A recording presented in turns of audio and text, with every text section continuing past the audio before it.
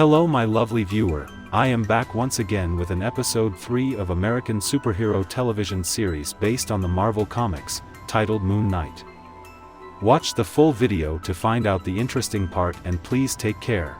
As a disclaimer, this video includes my own analysis, commentary, and it's not a substitute of the full movie. Click the link below to watch, buy or rent the movie. In the beginning of the episode, we see Arthur in the middle of the Egyptian desert with a large number of people to find Amit's tomb. He uses Scarab and becomes able to locate Amit's tomb.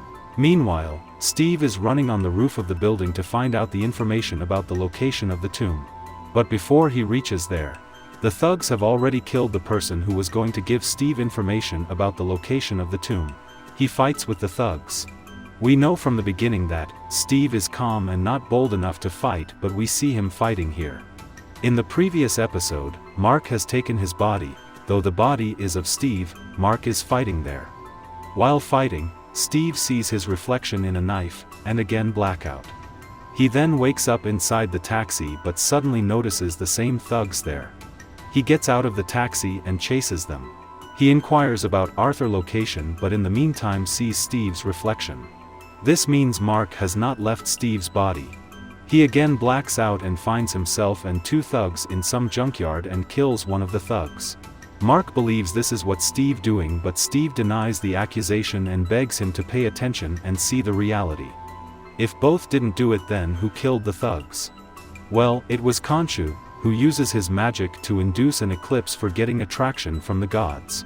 Khonshu then opens the secret door. Steve enters inside the Great Pyramid of Giza. He is welcomed by Yahtzee, the avatar of Hathor. Shortly others also arrive there. Horus, Isis, Tefnut, Osiris, and Hathor are there, to hear an account of Khonshu. Well, now the Khonshu is inside Steve's body and put accusations on Arthur for conspiring to release Amit. Soon Arthur is presented there for a hearing. Arthur blamed Khonshu and Steve instead. He falsified the information about Steve, saying that he has multiple personality disorders and so on. Listening to this, Steve in rage, is about to punch Arthur but is stopped. But, instead, Steve, or we called him Mark, is given a new task to find Amit's tomb, focusing on finding Senfu's sarcophagus. Meanwhile, Mark is at the market and asks about Senfu's sarcophagus to one of the vendors. In the meantime, Layla shows up there and offers help to find Senfu. Mark and Layla head to find a guy called Anton Mogart who seems to know about Senfu. They meet Mogart. As Mark is about to crack the code with the help of Steve, but the guards and Mogart shows up and point the gun at him. But in the meantime, Arthur shows up there, asks to give him the tomb, and tries to seduce Mogart by offering him golden scarab. In order to stop Arthur from getting the tomb and save the lives of millions of people, he quickly summons his suit and transforms into a Moon Knight. He then fights with the guards. In the meantime, Layla hurries to get the cloth containing the star constellation, also a code that they need to crack it. Moon Knight is fighting with the guards, killing most of them, but in the middle of the fight, he again blacks out and becomes Steve. This causes him to get stabbed on him numerous times. When Mogart is about to kill Layla, he again turns back into Mark and saves Layla. And throws bolas at Mogart and kills him. The pair leaves from there and drives into the middle of the desert. Layla has managed to bring all the cloth of the stars. They are not able to solve the code. They need to solve the code. So Layla asks Steve to take control of the body. Steve is now back in his body and soon manages to solve the star constellation.